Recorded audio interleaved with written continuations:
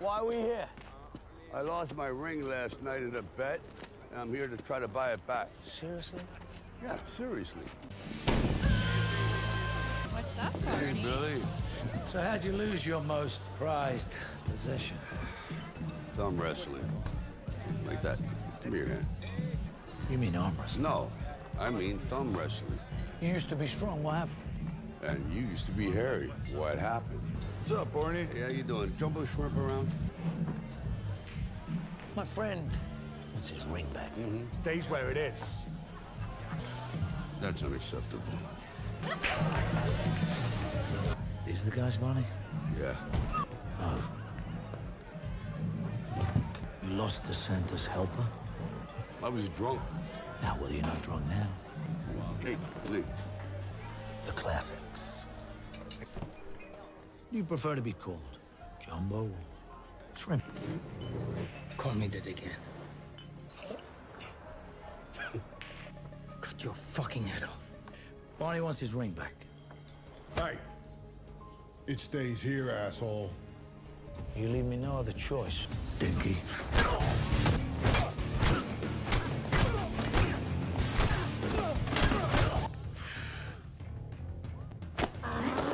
My turn, bitch.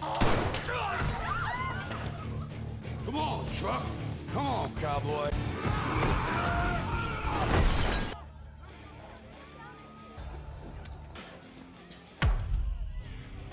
You almost killed me. You're gonna give me the kill switch and we're gonna end all this. I see you like to play with knives.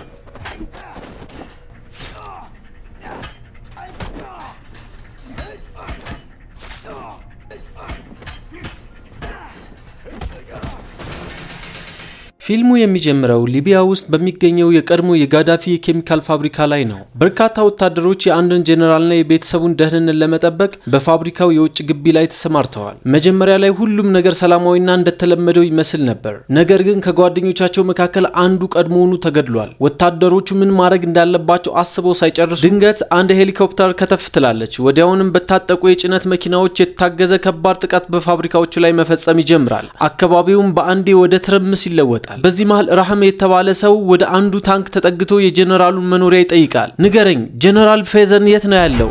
Tell me, where is General Fizan?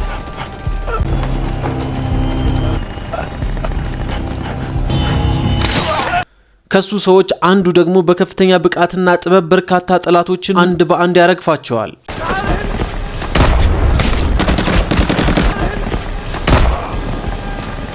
Please, go!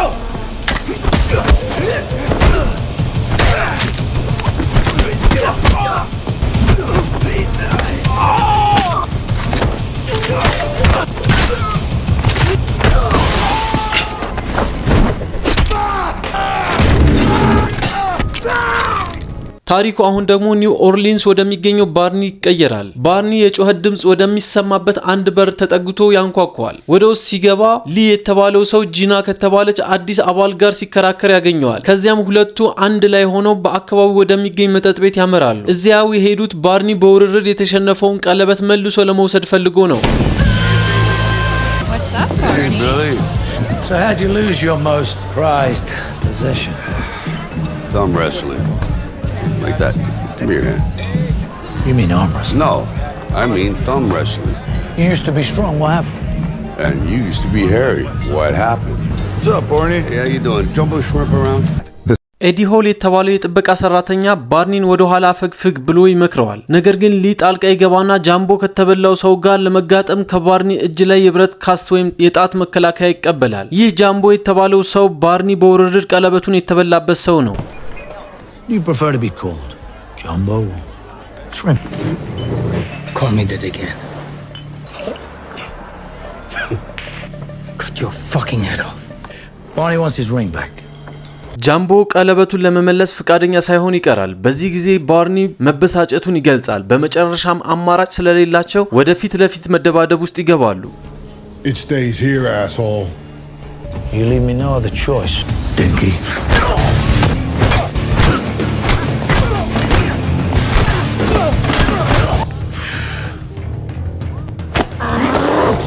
bastard, bitch! Come on, truck. Come on, cowboy.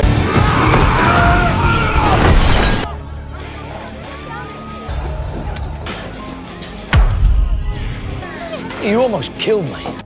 ቀጥሎም በባርኒ መሪነት ለጦር እየተዘጋጁ ካሉት የቡድን አባላት ጋር እንተዋወቃለን። በሱ ቡድን ውስጥ ታማኝና ቀኝ እጅ የሆነው ሊ ይገኛል። እንዲሁም ባህሪው ትንሽ ለየት ያለ ቢሆንም በስራው ላይ ጎበዝ የሆነው ጋነር፣ የፈንጂ ባለሙያው ቶልሮድ እና አቅማቸውን ለማሳየት የሚጓጉት አዲሶቹ አባላት ኢዝዴይ እና ጎላን አብረዋሉ። በመቀጠል ማርሽ የተባለ የሲአይኤ ወኪል ይመጣል። እሱም የራሱ የግል ጦር ስላለው አንድ የጦር መሳሪያ አከፋፋይ አስቸኳይ ተልዕኮ ይዞላቸዋል። ይህ የጦር መሳሪያ አከፋፋይ ኦስሎት በተባለው ሰው ተቀጥሮ የኒውክሌር ሚሳኤል ማፈንጃዎች ለመስረቅ እየተንቀሳቀሰ ነው። የቡድኑ ዓላማ ወደ ሊቢያ በመጓዝ እነዚያን የኒውክሌር ማፈንጃዎች እዚያው መቆየታቸውን ማረጋገጥ ነው። ተልዕኮው ከተወሰነ በኋላ ቡድኑ ወደ አውሮፕላናቸው በመግባት ወደ ሰማይ ይበራሉ። በሌላ በኩል ሊቢያ ውስጥ የጀነራሉ ልጅ ሽጉጥ ግንባሩ ላይ ተደቅኖበት ይገኛል። እሱም የማረኩትን ሰዎች የኒውክሌር ማፈንጃዎች በቁጥጥር ክፍሉ ውስጥ እንደሚገኙና የካዝናውን ኮድ ይነግራቸዋል። ነገር ግን ይህ መረጃ መናገሩን ልጁን ከሞት አላተረፈውም። በጥይት ይመቱታል። የባርኒ ቡድን የሊቢያን አየር ክልል ሲቀላቀል ሚሳኤል ሊመታቸው ኢላማ ውስጥ ይገባሉ። ራሚት የኒውክሌር ማፈንጃዎችን ጠቅልሎ እንደጨረሰ የቡድኑ አባላት ወደ ፋብሪካው ይገባሉ። ራሚት ከፋብሪካው ሲወጣ ጋነር ሊመታው ይሞክራል፣ ነገር ግን ይስታል። መነጽሩን ካደረገ በኋላ እንደገና ይሞክራል፣ አሁንም ግን ሳይሳካለት ይቀራል። ራሚት ያመለጠ ስለመሰለው ይሸሻል፣ ነገር ግን ዘ ኤክስፓንዴብል ቡድኖች ገና ከወዲሁ ከኋላው ተከታትለውታል።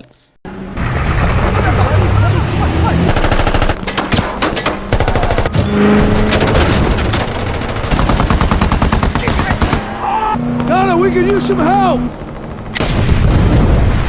Now that's what I'm talking about, Colonel. We're inside! Copy. Split up.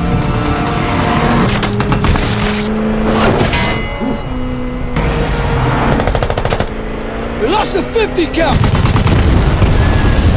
በዚህ መሃል የባርኒ አውሮፕላን ማታለያ ብልጭታዎች ያልቁበታል። ሁኔታው እጅግ አስፈሪ ቢሆንም ባርኒ ለሊ የኒውክሌር ማፈንጃዎቹን እንዲያመጣ ትዕዛዝ ይሰጠዋል። ነገር ግን ሊ ትዕዛዙን ወደ ጎን በመተው የጠላትን ሚሳኤል ተኳሽ ለማውደም ይመርጣል። በሚያሳዝን ሁኔታ ይህ ውሳኔ ባርኒን ሊያድነው አልቻለም። ራም አውሮፕላኑን አነጣጥሮ በመምታት ቁልቁል ይጥለዋል። ራሚ በሄሊኮፕተሩ ተሳፍሮ ሲያመልጥ አውሮፕላኑ መሬት ላይ ተከስክሶ በከባድ ፍንዳታ ይጋያል። ሊ እና የቀሩት የቡድኑ አባላት ወደ ተከሰከሰችው አውሮፕላን በፍጥነት ቢሮጡም ያገኙት ግን ተቃጥሎ የማይታወቅ አስከሬን ነው። ነገር ግን አስከሬኑ ላይ ኤክስፓንዴብልስ ቀለበት አለ። በመቀጠል ታሪኩ ለወደቀው ጓደኛቸው ለባርኒ ወደሚደረገው የሐዘን መታሰቢያ ይቀየራል። ሊ በከፍተኛ ሁኔታ አዝኗል። የሲአይኤ ወኪል ማርሽ ወደ ሊ ጠጋ ብሎ ከእንግዲህ በተልዕኮው ላይ እንደማይቀጥል ይነግረዋል። የቀሩትም የቡድኑ አባላት ሊ የባርኒን ቀጥተኛ ትዕዛዝ ባለማክበሩ ምክንያት የተወሰነውን ውሳኔ ይደግፋሉ። የባርኒ መስዋዕትነት ያለምንም ጥቅም ቀረ በማለት ይናገራሉ። ሊ ብቻውን ይቆማል። የባርኒን ቀለበት ወስዶ ከዚህ አካባቢ ይሄዳል። ከቀናት በኋላ ሊ ወደ ኦስሎት ሊመራው የሚችል የባርኒን ሞት የሚመለከት ሚስጥራዊ ፋይል ለመፈተሽ ወደ ጂና ቤት ይሄዳል። እዛ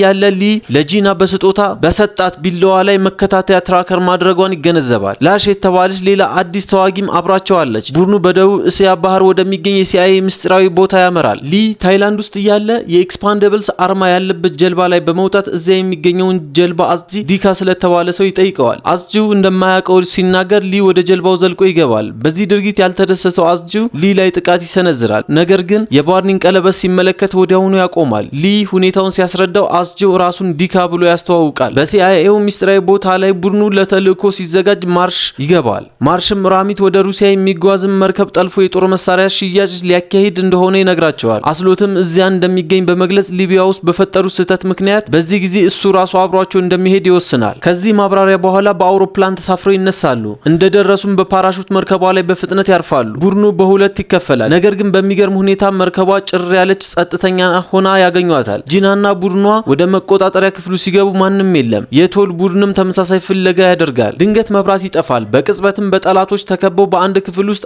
አንድ ላይ ይቆለፍባቸዋል። በመካከላቸው አሳልፎ የሰጠን ሰላይ ያለ በሚል ውጥረት ይነግሳል። በዚህ ጊዜ በሩ ይከፈትና ባች የታጠቁት ጠባቂዎችን አስከትሎ ይገባል። መሪያቸው ማን እንደሆነም ይጠይቃል። ማርሽ ራሱን ሲያስተዋውቅ ባች መጥቶት ራሱን ያሳጣውና ጥሏቸው ይወጣል። አሁን ያላቸው ብቸኛ ተስፋ ቀደም ሲል እርግፍ አድርገው የተውት ሰው ብቻ ነው። ሊ ከዲካ ጋር በመሆን በጠላት እጅ ወደ ተያዘችው መርከብ ይጠጋሉ።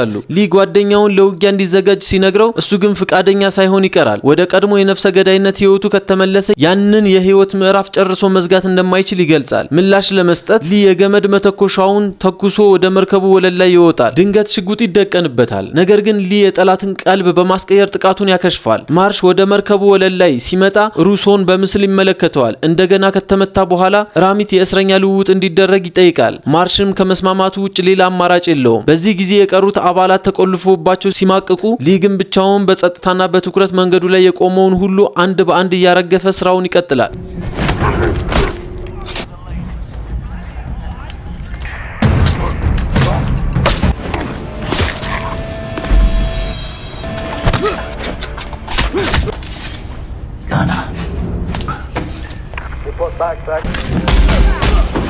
ራሚት በመርከቧ ላይ ሰላይ ሊኖር እንደሚችል የሚጠቁሙ መረጃዎች ይደርሰዋል። በመሆኑም ታማኝ ሰዎቹን ይጠራል። ነገር ግን በእነሱ ምትክ ምላሽ የሰጠው ሊ ነበር። ሊ ለራሚት ሲናገር ሊቢያ ውስጥ በህይወት እንዲኖር መፍቀድ ትልቅ ስህተት ነበር፣ አሁን ግን ያ አይደገምም ሲል ያስጠነቅቀዋል። ከዚያም ወደ ጓደኞቹ እየተጣደፈ ይሄዳል። በጉዞ ላይ ከፊት ለፊቱ የሚመጡትን ጠላቶች ሁሉ አንድ በአንድ ያረግፋቸዋል። ቆየት ብሎም ዲካ አብሮት ይሰለፋል።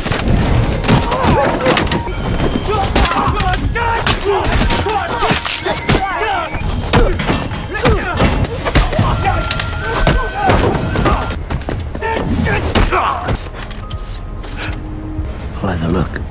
Thank you.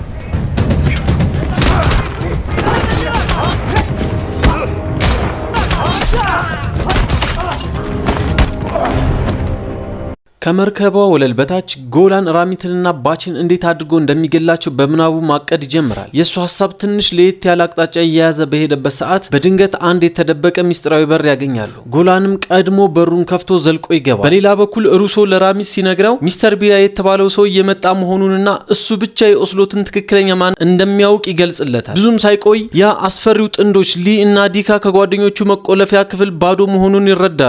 የኤክስፓንዴብልስ ቡድን በመርከቧ መተላለፊያ ኮሪዶሮች ላይ የተንቀሳቀሱ ሳለ ጥቂት ጥላቶች ያዩዋቸዋል። ነገር ግን ሊ ፈጣን በመሆን መሳሪያውን በመምዘዝ ቀድሞ ያረግፋቸዋል። በመቀጠል ሊ ለቶል ቀደም ሲል ያየውን ትልቅ ቦምብ መፈተሽ እንዳለበት ይነግረዋል። ቦምቡ በ27 ደቂቃ ውስጥ እንዲፈነዳ መደረጉ ታውቋል። መርከቧ የተሰረቀችና ወደ ሩሲያ የምትጓዝ በመሆኗ እዚያ ላይ ከፈነዳች የሶስተኛውን ዓለም ጦርነት ሊቀሰቅስ እንደሚችል ይገነዘባሉ። ቦምቡን ለማክሸፍ ማጥፊያውን ፍለጋ ሲሄዱ በመንገዳቸው ላይ በርካታ ቅጥረኛ ወታደሮች ይገጥሟቸዋል።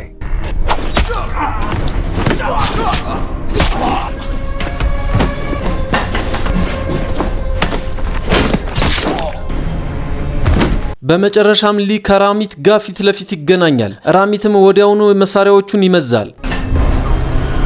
You're gonna give me the kill switch and we're gonna end all this. I see you like to play with knives.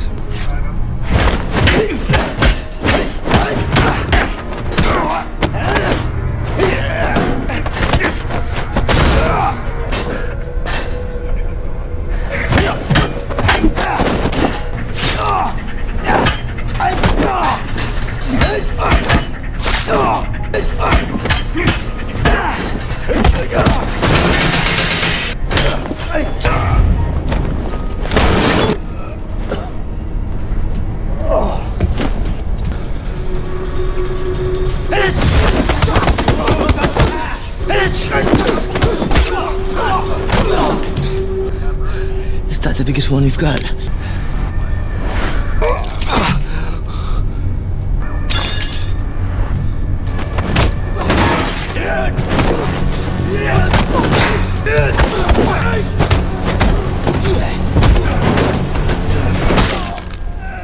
That's the biggest one I got.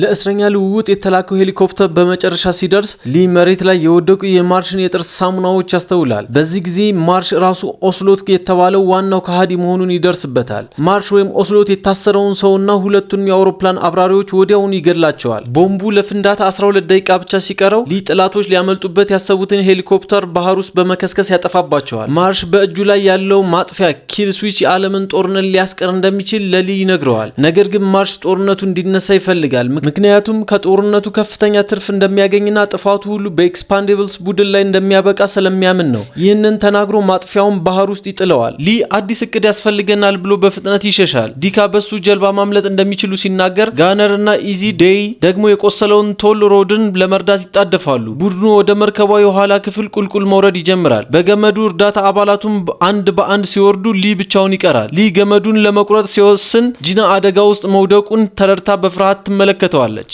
አሁን የቀረው 7 ደቂቃ ብቻ ነው። ሊ ወደ መቁጠሪያ ክፍሉ በመሄድ የመርከቧን መልህቅ ይጥላል። ፍጥነቱንም መጨረሻ ላይ በማድረግ መሪውን በኃይል ያጠፋዋል። መልህቁ ሲጣል መርከቧ መዘወር ትጀምራለች። ሊም መርከቧን ከሩሲያ የባህር ክልል ውጭ እንድትሆን ያደርጋታል። ጥይት እየዘነበበት ቢሆንም ቅጥረኛ ወታደሮች ብቻውን ይጋፈጣቸዋል። ድንገት ወታደሮች በከባድ ፍንዳታ ይረግፋሉ። ሊ በደነገጠ ስሜት በሩን ሲከፍት ማርሽ ፊት ለፊት ተጋፍጦት ለአንድ ውጊያ ሲጋብዘው ያገኘዋል። ሊ ወደ ታች ሲወርድ አንድ ሄሊኮፕተር ብቅ ብላ ማርሽ ላይ መተኮስ ትጀምራለች። ሊ ጠጋ ብሎ ሲመለከት ሄሊኮፕተሩ እየነዳ ያለው ራሱ ባርኒ መሆኑን ያውቃል። ሊ ዘሎ ሄሊኮፕተሩ ውስጥ ይገባል። ባርኒ መርከቧ ላይ ሚሳኤል በመተኮስ እንድትሰምጥ ያደርጋታል። ቦምቡ በመፈንዳቱ ጥቂት ሰከንዶች በፊት ያመልጣሉ። ቆየት ብሎ የቡድኑ አባላት በድጋሚ ይገናኛሉ። ባርኒና ሊን በሰላም በማየታቸው ከፍተኛ ደስታ ይሰማቸዋል። ባርኒ የራሱን ሞት ለማስመሰል ያንን ጃምቦ የተባለውን ሰው በእሱ ምትክ አስቀምጦት እንደነበር ያስረዳል። ይህንን ያደረገው ሚስጥራዊ ፋይሎችን በመሰብሰብና ኦስሎ ከተሸሸገበት እንዲወጣ ለማስገደድ ነበር። ፊልሙ የሚጠናቀቀው ሙሉ ቡድኑ ድላቸውን እያከበሩና በድጋሚ በመገናኘታቸው የተደሰቱ ነው። ስላያችሁልን እናመሰግናለን። ለዚህ ቻናል አዲስ ከሆናችሁ እንዲህ ያሉ የፊልም ታሪኮችን በፍጥነት ለማግኘት ሰብስክራይብ ማድረግ እንዳይረሳ።